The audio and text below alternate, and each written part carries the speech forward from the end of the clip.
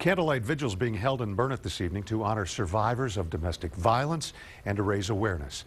142 women were killed in domestic violence murders across Texas last year. Jacqueline Inglés spoke to a survivor who fled from Mexico to Burnet in order to save her life. By looking at Maria Mendoza, you wouldn't think she was near death a year ago. You know, you pray that the bottle will break, the one he's trying to break on your head, so it could just stop.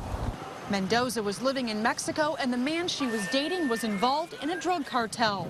She says he beat her almost daily for a year. He was involved in all that, so I knew that if I would even say anything, I was dead. Her injuries range from concussions to chipped teeth. She also has permanent damage. Basically, I lost part of my hearing to domestic violence. Under her boyfriend's physical and financial control, Maria tried to kill herself. Her suicide attempt failed.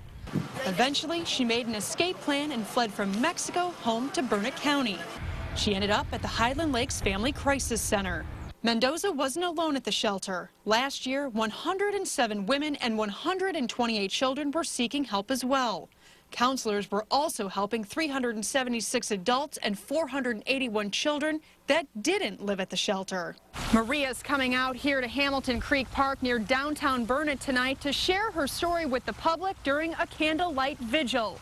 She hopes that her story will encourage other women who are experiencing domestic violence to get help and to start healing. Most of Maria's physical wounds are healed. It's the verbal abuse that left a permanent scar.